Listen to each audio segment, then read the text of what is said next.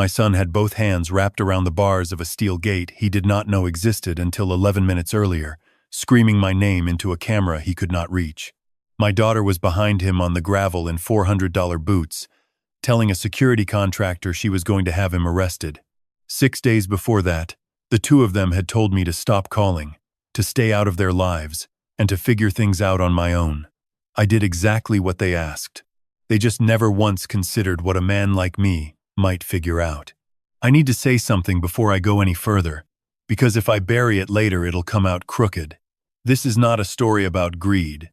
Greed is simple and boring. This is a story about what happens when your own children look straight at you and decide you're furniture. My name is Emory Kessler. I'm 71 years old, and for 43 years I built guitars by hand in a converted tobacco barn on 15 acres of ridgeland outside Weaverville, 20 minutes north of Asheville, North Carolina. I know wood. That's the whole of it. I know that spruce sings and mahogany answers. I know that a joint glued before it's ready will hold beautifully for about 4 years, and then open up on you in one dry January and split a $2,000 top right down the grain. I know what happens when you rush a bond.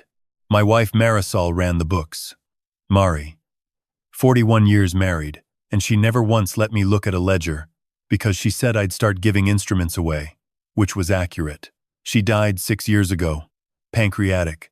8 months from the diagnosis to the morning I sat on the edge of a hospital bed at Mission and felt her hand go from warm to not warm, while a nurse pretended to check a monitor so I could have the room. Since then, the house has been very large and very quiet. I built that house too, timber frame, every peg. I built it for a family. The family stopped coming. The night this started was the 6th anniversary of the day she died. I don't do anything special on her birthday, but that day, every year, I make the thing she made every Sunday of our marriage, a pork shoulder with brown sugar and cider vinegar, cooked 8 hours, in the recipe written in her handwriting on an index card, so soaked with grease, it's gone translucent. I make it, and I set the table for 4. Every year, I set that table for 4. At 6:40, I called my son Nolan. He's 40. He calls himself a hospitality developer, which means he has opened 2 restaurants downtown, closed 2 restaurants downtown, and is currently opening a 3rd, and every single one of them was funded with somebody else's patience. It went to voicemail, so I called my daughter Delphine. Del, 43, an interior designer with 140,000 followers and a lifestyle brand and a house in Biltmore Forest that costs more per month than my entire shop earned in a good year. The line clicked, and I heard both of them. They'd merged the call. I could hear silverware. I could hear a room full of people and somebody laughing near the phone and a chair scraping on a hard floor. They were out to dinner, together. I said, "Hey, the pork's on the table. Are you two coming?" Nolan came in first, and there was no warmth in it at all, just the flat impatience of a man being interrupted. He said they were on speaker because they were both slammed. They had investors at the table. Could this wait? And then Del said the sentence. She said it in the voice she uses on contractors. She said, "Dad, stop calling. We have lives to run. You need to be on your own and figure it out. We're not your caretakers." Then the line went dead. I stood in my kitchen holding a phone against my ear with a dial tone in it, looking at a table set for 4 people, 2 of whom were alive and neither of whom was coming.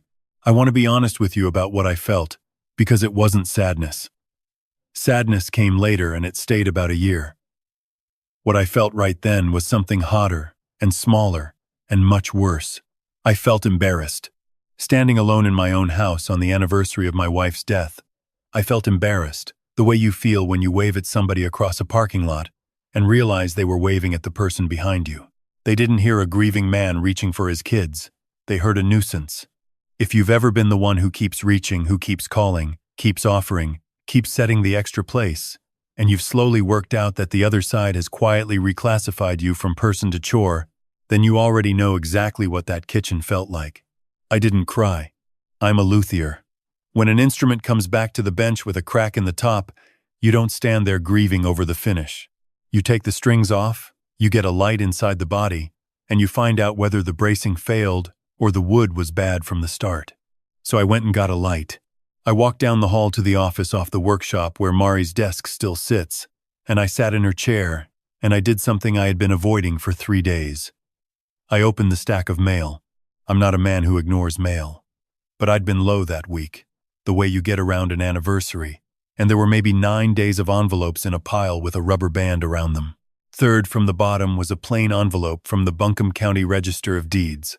Now here's the part that still makes me laugh in a way that isn't funny. My children spent years telling anyone who'd listen that their father couldn't work a smartphone. They planned the whole thing around a digital man. Portals and e-signatures and verification codes routed to an inbox they'd quietly changed.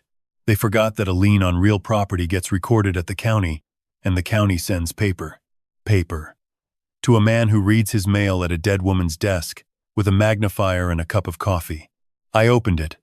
It was a courtesy notice of a recorded deed of trust. $650,000, secured against 15 acres and one timber frame house on Sunset Ridge Road.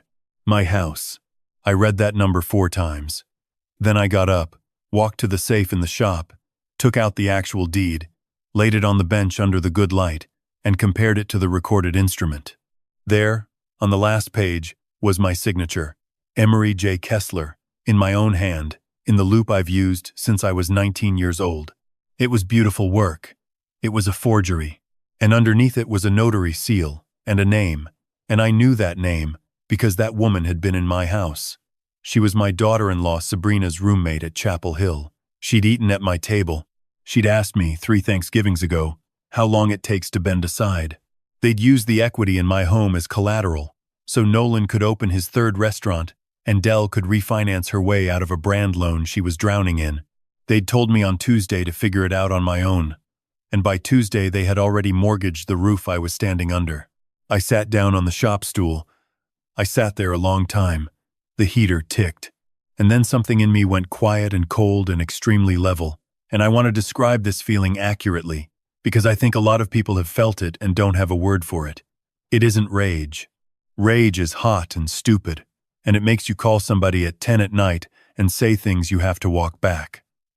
What I felt was the specific stillness you get when you finally accept that a thing you loved is not repairable, when the crack isn't in the finish, when it's in the neck block, and the whole instrument was built wrong from the first day, and no amount of skill is going to save it. You stop repairing. You start over. I did not call my children.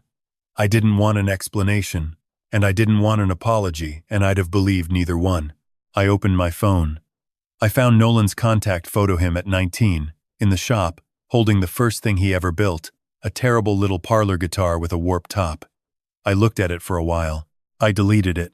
Then Dell's laughing in the side yard of this house at her own wedding reception, barefoot, holding her shoes. I deleted that one too. Then I scrolled to the M's, and I called Marguerite Okafor, who has been my attorney for 22 years since the licensing deal, and who once told a manufacturer's legal team to their faces that she'd bury them in a filing cabinet. She picked up on the second ring. I said, "Marguerite, it's Emory. I need to cut something loose, and I need a gate." The next morning I put on the suit I hadn't worn since Mari's funeral and drove down. I-26 into the city, and I laid everything out on Marguerite's conference table. The recorded deed of trust, the forged signature, the notary's name, bank statements going back 6 years showing $9,400 a month leaving my accounts and landing in theirs. I never told them about that money. That's the part I'm ashamed of now. I set up the transfers after Mari died and I never mentioned them, not once, because I didn't want it to be a leash. I wanted them to have a floor under them and never have to think about who poured it. $9,400 a month. 6 years. You do that math. Marguerite read every page without saying a word. She's a small woman in her 60s who wears reading glasses on a beaded chain and does not fill silence to make anybody comfortable. When she finished, she took the glasses off and set them down. She said, "Emory, this is mortgage fraud and it's notary fraud, and I can have a detective from the sheriff's financial crimes unit at your son's restaurant tomorrow before he unlocks the door." I told her no. Here's why. If you put a man like Nolan in handcuffs, he doesn't learn anything. He gets a story. He becomes the tragic figure his father destroyed. He'd be telling it at bars for 20 years. I didn't want him to have a villain. I wanted him to have a mirror. I told Marguerite. They said they wanted their own lives. Give them their own lives. Every dollar, every safety net, Every cushion I have quietly slid under them since they were 19 years old. Take it all out at once and let them stand on what they actually built. We spent 5 hours on it. And then there was the part they didn't know about. My children believed my money was this house, a retirement account, and whatever a guitar sells for. In 1994, I designed a compensated bracing and truss rod assembly for acoustic guitars, and I patented it, and a very large manufacturer in the Midwest licensed it rather than fight me. Marguerite negotiated that deal. It has paid me a royalty on every unit for 26 years, and I reinvested nearly all of it. And I bought the 40 acres of ridge adjoining mine in 1998 when nobody wanted mountain land. Mari and I decided together to never tell the kids. She said money that arrives before character does never leaves room for the character. They thought they were stealing a house. They had no idea they were setting fire to a kingdom to warm their hands. Marguerite closed her folder and looked at me over the top of her glasses and said, "When the money stops, they will come for you. You understand that?" I said, "Good. Let them come. I'd like to see what they look like when there's nothing in it for them." She started that afternoon. She killed the fraudulent deed of trust with one phone call to the lender's fraud desk and a scan of my actual signature. The loan was frozen before it funded. She locked the 2 joint accounts my children had been treating like a wall machine, and she canceled the automatic transfers. Permanently. And I knew, to the hour, when the ground would give out. That's what nobody understands about the guy who's been quietly paying for everything. He doesn't just know your problems. He knows your calendar. Friday. Nolan's payroll for the restaurant on Lexington cleared Friday morning, and his liquor distributor drafted the same day, and both of those things had been coming out of my money since March. Friday afternoon, Dell's brand loan payment pulled, along with the lease drafts on 2 vehicles and the monthly dues at the club in Biltmore Forest, where she does most of her actual networking. 2 days. That was all it was going to take. But there was one thing I had to decide, and I sat in Marguerite's office for a long, ugly 10 minutes deciding it. My granddaughter Ivy is 9. She goes to a small private school off Merrimon, and her tuition drafted from one of the accounts I was about to freeze. Ivy did not forge anything. Ivy sends me drawings of birds. So I had Marguerite call the school directly and set up payment from my personal account, in full, for the year, with a note that the family was not to be informed of the source. Dell would just find that her daughter's tuition was mysteriously current while everything else in her life caught fire. I want to be clear about why I did that, because people always assume the point of this kind of thing is pain. It wasn't. The point was to stop being a resource for people who saw me as one. A 9-year-old who draws birds is not one of those people. If you're ever in a position like this, that's the line. You are allowed to stop rescuing adults who despise you. You are not allowed to make a child pay the bill for it. The drive back up the mountain was the quietest 2 hours of my life.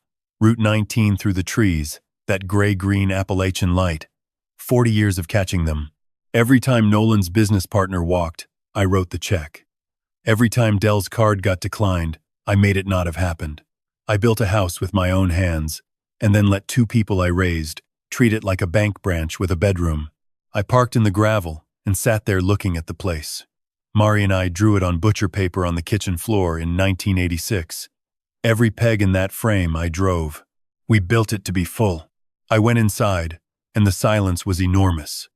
But it was different that night. It wasn't the silence of a man waiting on a phone call.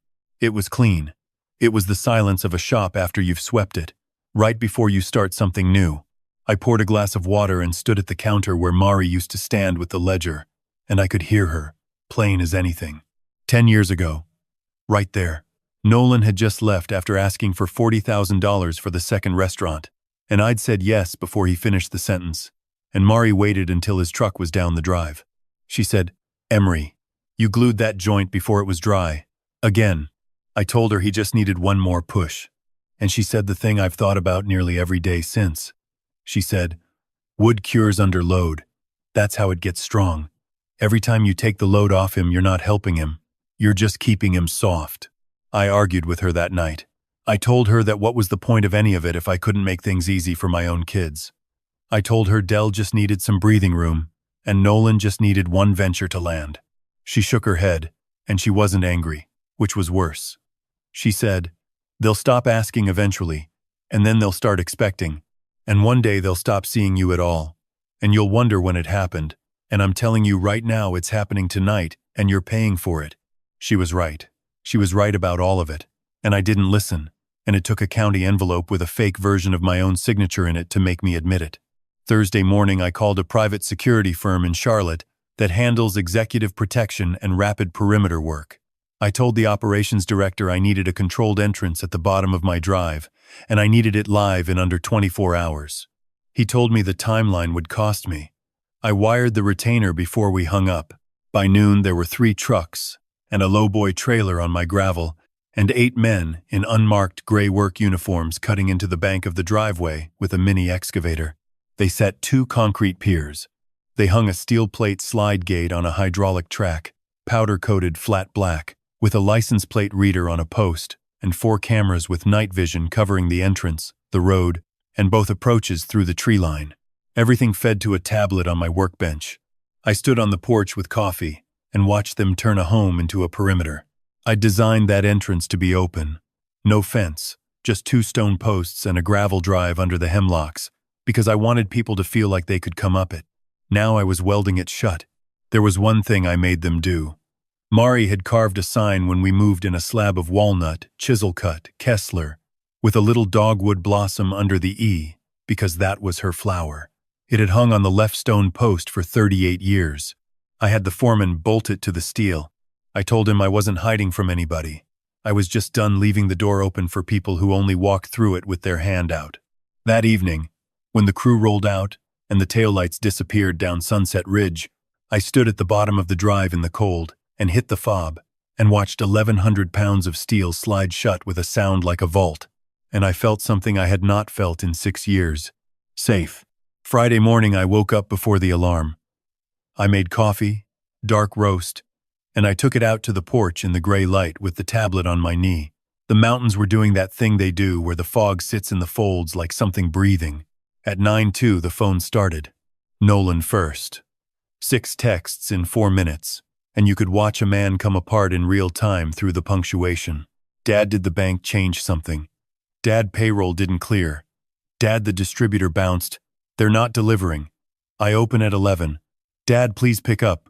Dad. I read them slowly, all the way through, twice. And I pictured him, standing in that beautiful little restaurant with the tile he picked out himself, 22 years old on the line staring at him, produce on the loading dock, and a man in his 40s refreshing a banking app that has stopped telling him a story he likes. He had spent 3 years telling investors and women at parties that he was a hospitality developer. He'd built exactly none of it. My money was the load-bearing wall in every one of his sentences, and I had taken it out of the room. Dell came in 11 minutes later, and hers were worse, because hers were about being seen. The card had declined at the club, in front of the 2 women she'd spent 4 years building a brand in front of. Then the leasing company had called about the Range Rover, and there was something about the school which she couldn't make sense of, because the school was paid. I looked at that one for a long minute. She never did figure that out. To this day, I don't think she knows. Then they started calling. Nolan twice, Dell 3 times, then Nolan again, then a number I didn't recognize which was Sabrina, then Dell again. The phone went across the workbench like something alive. I didn't answer. I didn't decline them either. I want you to understand the distinction, because it mattered to me. I never once pressed the red button. I just let it ring, all the way out, every time, so that on their end there was nothing but the long, open sound of a father not being there. That's what they asked for. On Tuesday, on the anniversary of their mother's death, they asked me to stop calling and be on my own. I was simply being extremely obedient. If you have ever been told you're too much, too needy, too available, and then watch the same people scream when you finally took them at their word, you already know how quiet a phone gets, and how loud that quiet is. I turned the ringer off and put it in my pocket and looked at the tablet, at the empty gravel road at the bottom of the hill. They came up together, which I learned later from the road cameras. Nolan's Audi first, Dell and her husband Grant behind him in the Range Rover the leasing company was already looking for. I know roughly what was said in those cars, because 6 weeks later Marguerite deposed all 4 of them under oath, and people say astonishing things under oath. Nolan told Sabrina his father had probably clicked something. That the old man had gotten confused with a login and locked the whole system, and there'd be a 2-minute conversation and it would be fixed. He said it 3 times. He was talking himself into a father who was small enough to fix. Grant told Dell they should have taken control of my finances 2 years ago. He called me senile. He said a man alone in a house that size after his wife dies goes strange. Everybody knows that, and it was their own fault for not acting sooner. And Dell, my daughter, who used to sleep on the floor of my shop when she was 7 because she liked the smell of the glue pot, said she was going to take my phone and my laptop when she got there. She said she'd start the paperwork Monday. None of them, not one of the 4, considered the possibility that any of it was on purpose. That's the part that keeps me up, not the theft. The theft was greed, and greed is ordinary. It was that in their entire model of me, there was no version of Emory Kessler who chooses. They had a father who reacts, a father who caves, a father who worries. They did not have a father who decides. They crested the last rise at about 40 miles an hour, and Nolan stood on the brakes. 1,100 pounds of black steel, 12 feet across, sitting in a gap in the hemlocks where there had been open gravel his entire life. The Audi stopped maybe 6 feet short. The Range Rover nearly went into the back of it. Nobody moved for a second, and then my son leaned on the horn. He held it. 10 seconds, 12, that flat, blaring sound rolling down the valley and coming back off the far ridge, and up on the porch I sat there with cold coffee and thought about the fact that he genuinely believed the horn would work, that somewhere in him was a certainty that if he made enough noise, his father would come running down that hill. He'd never had a reason to believe otherwise. Grant got out first. He's a regional operations manager for a logistics company, and he spent his whole adult life being obeyed by people who need the job. He walked up to the gate and grabbed the steel and shook it, which did approximately nothing, because it's rated for a vehicle strike. Then he found the intercom and leaned into it and started threatening me. He told me to open the gate. He said they knew I was up there playing games. He said if it wasn't open in 60 seconds, he was calling the sheriff and reporting elder self-neglect and having me removed from my own house for my own good. Elder self-neglect, standing on my land, because I'd stopped paying for his wife's car. Nolan came up beside him and started shouting straight into the camera, waving a finger at the lens, telling me the payroll had bounced, asking if I had any idea what I'd done to him, telling me to stop having a tantrum over one missed dinner. One missed dinner. That's what it was to him. 6 years of Sundays, their mother's recipe, a table for 4, one missed dinner. Then the door in the tree line opened. They hadn't seen it, because you're not supposed to. It set into the bank behind Laurel, a small climate-controlled post the crew had dropped in on Thursday afternoon. A man stepped out into the light. He was about 6'4", in a plain charcoal uniform with no company name on it, with an earpiece and a clipboard, and the completely uninterested expression of a professional who has stood between wealthy people and things they want many, many times. He walked to the gate. He stopped a few feet back from it. He did not raise his voice at any point in what followed. Grant went at him immediately. "Who are you? What is this? We're family. Open it." The man looked down at his clipboard, turned one page, and looked back up. He said, "Sir, I need all 4 of you to step back from the terminal.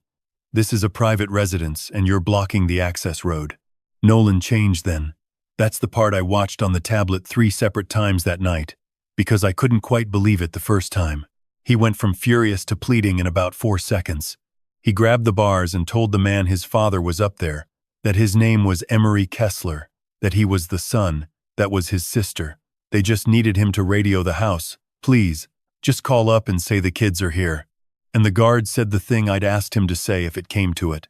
He said, "Mr. Kessler has revoked your access to this property." I watched my daughter's face on a high-definition screen from 400 yards away when she heard that sentence. Dell stopped crying. That's what happened. She had been doing the thing she does, the pretty controlled crying, and when she heard revoked, it stopped like a tap, and something came up underneath it that I had honestly never seen on her before. She walked up to the gate in those boots. She pushed past her brother and her husband. She got both arms through the gap and she reached toward the keypad she couldn't come close to, and she screamed at the guard that she was the daughter, that this was her family's land, that no hired help was going to keep her off what was hers. Her mother was 6 years dead, and buried 1.5 miles from that gate, and standing at the entrance to the house where she learned to walk. My daughter's word for it was hers. The guard took one step back, out of her reach, and raised his left hand. 2 more came out of the tree line. They didn't run. They didn't shout. They walked up and stood shoulder to shoulder behind the steel, and the effect of it was immediate and total. Dell's arms came out of the gap. Nolan let go of the bars and took a step backward, and then another one. Grant grabbed his wife's elbow and started pulling her toward the car. 4 adults who had driven up that mountain, absolutely certain they were coming to manage an old man. Nobody said a word for about 6 seconds. And I sat up there on my own porch, 71 years old, in a cardigan, with a tablet on my knees, and I felt something I want to describe honestly, because I think a lot of people expect it to be triumph. It wasn't triumph. It was grief. It was the exact feeling of watching a repair fail, because up until the second that gate held, some idiot part of me, the part that wrote every one of those checks, was still waiting for one of them to say the right thing. To say, "Dad, we're sorry." To ask, one time, why. Not one of them asked why. In 11 minutes at that gate, across 4 adults, not a single person asked me why. That's when it was actually over. Not the mail, not the forgery. Right there. I reached over and pressed the intercom. I want to tell you I had a speech. I'd had 2 days to write one and I'd written nothing, and what came out was 6 words, and they went out through the speakers on both concrete piers and rolled down the valley the way that horn had. I said, "You told me to figure it out." Everything at the bottom of that hill stopped moving. Nolan's head snapped up toward the camera. Dell turned around slow. I said, "I did."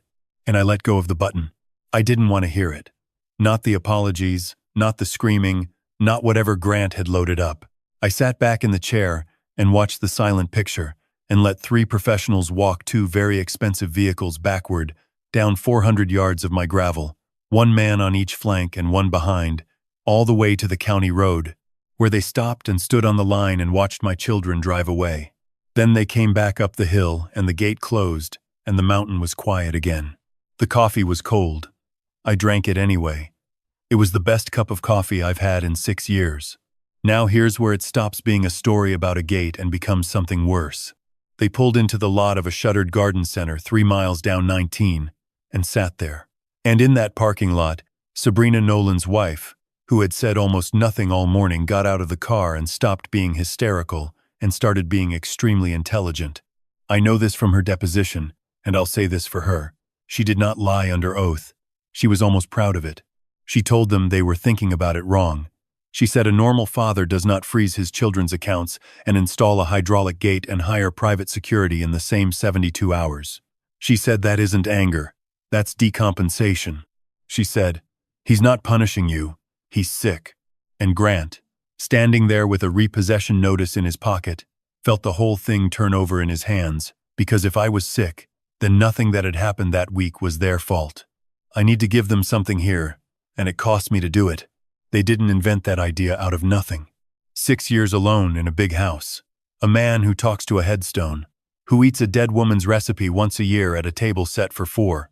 Who, 10 months earlier, had walked down Lexington Avenue, listened to a girl of about 20 playing a beat-up laminate-top guitar with a warped neck outside the bookstore, gone home, and come back the next day, and handed her a hand-built dreadnought worth about $41,000, and walked away without leaving his name. I did do that. All of it. And if you're standing at a distance, with your own life on fire, and you need a story that lets you sleep, you can make all of that fit. That's the honest part. Sabrina didn't fabricate a monster out of thin air. She took true things and hung them on a frame that let 4 guilty people be heroes by Monday. That's how most of the real cruelty in this world gets done, by the way. Not by people who know they're doing wrong. By people who found a version of the facts that lets them off. By 4 that afternoon, they were in a litigation office downtown signing declarations. By 5, they had filed an emergency petition for full conservatorship of my person and my estate. They swore, under penalty of perjury, that I was suffering from undiagnosed dementia, that I was exhibiting paranoid behavior, that I had begun giving away valuable property to strangers, and that I was being financially isolated and manipulated by my attorney. They asked the court for immediate unilateral control of my accounts, my property, and my medical decisions. And they asked for Marguerite to be removed. They set the hook themselves. They just had no idea whose water they were swimming in. Marguerite called me at 7:40 that evening. I was at Mari's old drafting stool with a piece of Adirondack spruce in front of me, tapping it to hear where the stiffness ran, which is a thing I do when I need to not think. She said, "They filed. Expedited hearing, Monday, 9 a.m. I asked her to read it to me. All of it. Word for word. I wanted to hear exactly what my children had put their names to. She read for 4 minutes. Paranoid ideation, erratic asset control, isolation from family, diminished judgment as evidenced by the disposition of a high-value instrument to an unidentified individual. When she stopped, I said one thing. I said, "Find the girl." Then I told her what to have ready. The certified neurological and cognitive workup I'd had done 10 days earlier at Mission, not because I was worried, but because Marguerite makes me do one every year since I turned 68, for exactly this reason. Because she is smarter than everyone. The full psychiatric eval, and the notary file, and the transfer documents. I had her move it all, the house, the 15 acres, the 40 acres of ridge, and the royalty stream into the Emory Kessler Trust, irrevocably, that weekend. Marguerite paused on the line. She asked me if I was sure. She said once she filed it, there was no reversing it, and the estate would be legally out of my personal hands, forever. I looked at the piece of spruce on the bench. I said, "Marguerite, I've spent 40 years teaching people that you can't save a top that's been cracked twice. File it." Monday was gray and cold, the kind of Asheville morning where the clouds sit down on the buildings. They came up the courthouse steps in formation.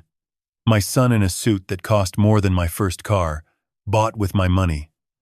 My daughter in cream, hair done, a tissue already in her fist. Sabrina and Grant flanking.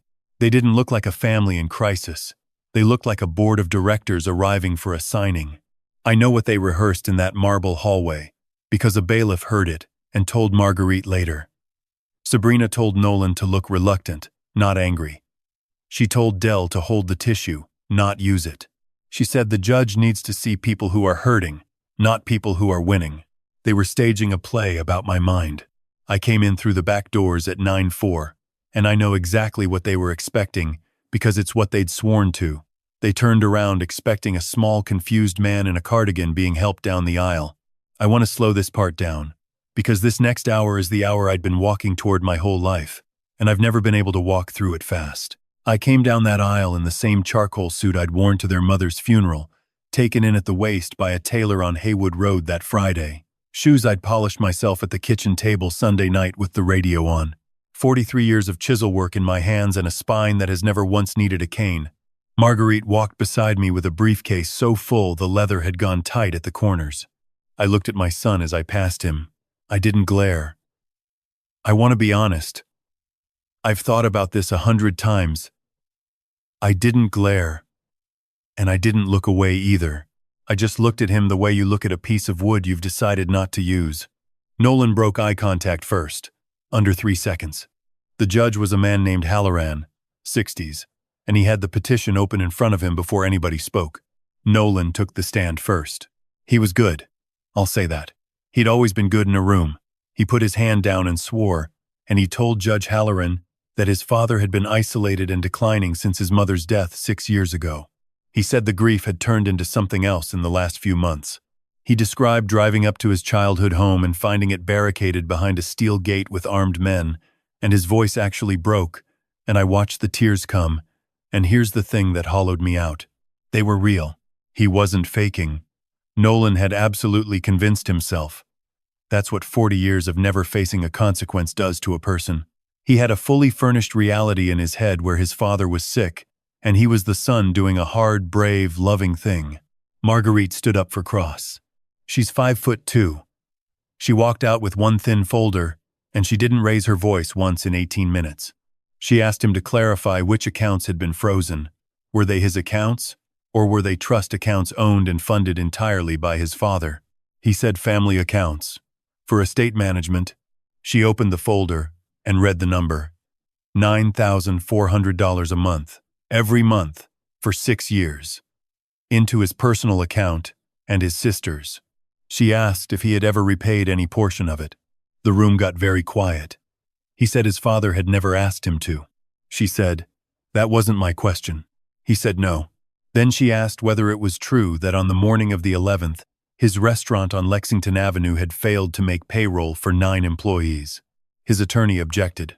Halloran overruled him and leaned forward on his elbows, and I watched a judge who had walked in that morning expecting a routine capacity hearing start to get very interested. Nolan said yes, and Marguerite asked one more thing, and it wasn't a lawyer's question, it was a scalpel. She asked, "Mr. Kessler, when your father's transfers stopped, did you call him to ask if he was all right?" He opened his mouth. Nothing came out. She said, "Let me help." Between Tuesday evening and Friday morning, a period of 61 hours, did you place a single call to your father's phone? He said no. She said, "And on Friday morning, after the payroll failed, how many times did you call him?" He said he didn't know. She said, 14, in 90 minutes. And she sat down. Dell went next, and she cried her way through her direct examination beautifully. She talked about a frightened old man locked in a fortress. She said she just wanted her daddy back. And then Marguerite asked her about the guitar, because that was in their petition, their proof of a broken mind. They'd written it in, that I had given away an instrument of substantial value to an unknown person, and they'd put a number on it, and they'd cited it as diminished judgment. Marguerite asked the court's permission to call a witness. The doors opened at the back. Her name is Simone Baptiste. She's 21 now. She came up that aisle in a denim jacket and boots with the sole coming loose on one of them, and she was carrying a hard case, and she was terrified. She'd been playing outside a bookstore on Lexington for 2 years. She'd aged out of foster care at 18 in Hendersonville with a duffel bag and a laminate-top guitar with a neck so warped that she'd taught herself to play around the dead frets. I'd stood across that street for maybe 20 minutes listening to her. I hadn't heard anybody play like that in a decade. Marguerite asked her to open the case. She did. And she lifted out the dreadnought Adirondack top, quilted maple back, the compensated bracing, my rosette, my name on the label inside the sound hole. Marguerite asked her what she'd said to me when I handed it to her. And Simone said, into a microphone, in a courtroom, in front of my children. I asked him why. And he said, "Because somebody gave me my first one, and he's dead, and this is how I pay him." And then he asked me if I'd ever thought about learning to build them, and I said I didn't think people like me got to do that. And he said, and she had to stop for a second here. He said, "Show up Tuesday." She'd been in my shop every Tuesday and Thursday for 10 months. Nobody in my family had ever asked me what I did on Tuesdays. The room was so quiet you could hear the radiator. And Judge Halloran took his glasses off and rubbed his eyes with his thumb and forefinger for about 4 seconds. And I've thought about those 4 seconds a lot. Then Marguerite went to the briefcase. She submitted the neurological workup. Full cognitive battery, 10 days old. Certified I'd scored in the 98th percentile for my age cohort in executive function and spatial reasoning. And the psychiatrist's summary described me as, and I'm quoting because I have it framed in the shop now, unusually lucid, methodical, and oriented. Halloran read it for 6 full minutes without speaking. Nobody in that room moved. Then Marguerite pulled out the second folder, the red one, and she asked the court a question.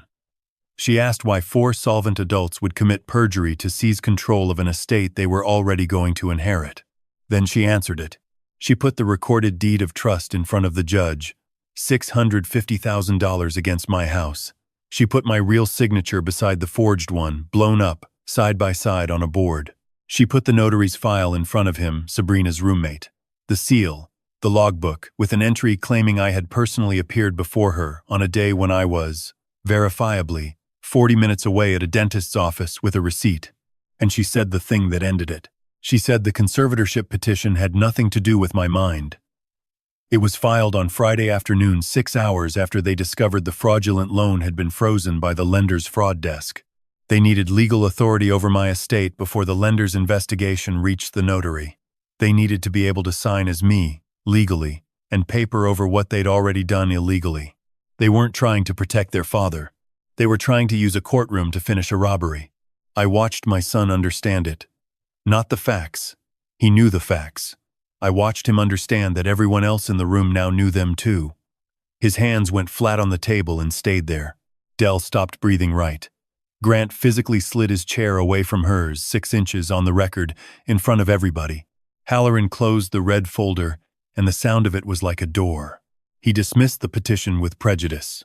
He said on the record that I was fully competent and that the petitioners had acted with fraudulent intent.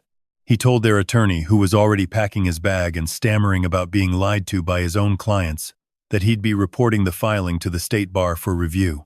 And then he looked at Nolan and Dell and he said the only thing anybody said all day that made me want to look at the floor. He said, "In 31 years on this bench, I have never seen children work this hard to prove their father is broken. He has spent the same week proving he isn't. I would very much like one of you to explain to me when you last asked him a question." Neither of them answered. I sat there with my hands on the table, and I'll tell you what I thought about. I didn't think about the money. I thought about a 19-year-old boy standing in my shop, holding a warped parlor guitar he'd made himself, absolutely glowing, and me taking it and turning it over and saying, "The top's not braced right. Let me fix it. Let me fix it." He never built another one. I did that. That's mine. I took the tools out of his hands his whole life, and then I was surprised he grew up believing hands were for holding out. That's the lesson, and it cost me a family to learn it. The mistake most people make is thinking that generosity and love are the same substance. They aren't. Love wants you strong. Generosity, unexamined, just wants you to need it. Out in the hallway it fell apart entirely, and it took about 90 seconds. Sabrina told Nolan she was done, right there on the marble, in front of a bailiff. Grant told Dell she'd destroyed his life, and that she could explain the $91,000 in card debt to her own bank. They turned on each other like dogs the second there was nothing left to split. Nolan came to me. He grabbed my sleeve and he begged. He said he never meant it to go that far. It was a bridge, 3 months. He was going to unwind it before I ever knew. He said he was going to lose everything. Dell was crying, and this time it was the real thing, ugly and hiccuping. And she said she'd do anything. She'd come every Sunday. She'd bring Ivy. Just turn the accounts back on. Just turn the accounts back on. That was the ask. Standing in a courthouse hallway 40 minutes after trying to have me declared incompetent, the ask was the money. I let them finish. Then I nodded to Marguerite, and she handed Nolan a single-bound document. They read the first page together, the 4 of them, heads down. They had spent their entire adult lives assuming they were heirs to a house and 15 acres. They didn't know about the patent. They didn't know about the royalty, or the 26 years of it, or the 40 acres of ridge that a developer had offered me $4 million for in 2021. And on Saturday, while they were rehearsing, crying, Marguerite had moved every square foot and every dollar of it, irrevocably, into a trust named after their mother. I explained what it funds. A free instrument building school in the old barn, 12 students a year, priority to kids aging out of foster care in Buncombe and Henderson counties, full stipends, tools they keep, and the 40 acres deeded into a community land trust for permanently affordable housing for the people who cook and clean and drive in this town, because Asheville has been eating those people alive for 20 years. Dell asked me what she was supposed to do now, and I told her the truth. I said, "The same thing everybody else in this county does. You work, and you pay what you owe, and nobody catches you." Then I walked out. I didn't look back. There's nothing back there. That was 14 months ago. Nolan closed the restaurant in 9 weeks. He runs the kitchen at a hotel out near the airport now, on somebody else's schedule, in somebody else's whites. He and Sabrina divorced in the spring. The notary lost her commission and took a plea. Dell sells for a flooring supplier in Arden. The house in Biltmore Forest went in a short sale. She and Grant are separated, and she rents a place off Sweeten Creek, and she takes the bus twice a week because the Range Rover went back on a flatbed in February. I have not restored $1, but Ivy comes up the mountain every other Saturday. Dell drives her to the gate and doesn't get out of the car, and I open it, and my granddaughter runs up that gravel with a folder of bird drawings under her arm. She's building a ukulele. She's 9, and her glue joints are better than her father's ever were, because I make her clamp it and walk away and let it cure overnight, every single time, even when she cries about it. Especially when she cries about it. I still pay that tuition. Nobody knows. Now you do. I go out to Mari's grave on the first Sunday of the month. I told her, out loud, that she'd been right for 30 years and I'd been wrong, and that I'd finally stopped gluing wet joints. I told her the barn's full again. 12 of them, Tuesdays and Thursdays, sawdust everywhere, terrible music. Simone graduated the program and took a bench job with a shop in Nashville. She sends me photos of her work. Her joints are beautiful. So here's what I want you to take out of this. And I want it to be useful, not inspirational. Go look at your own paper. This week.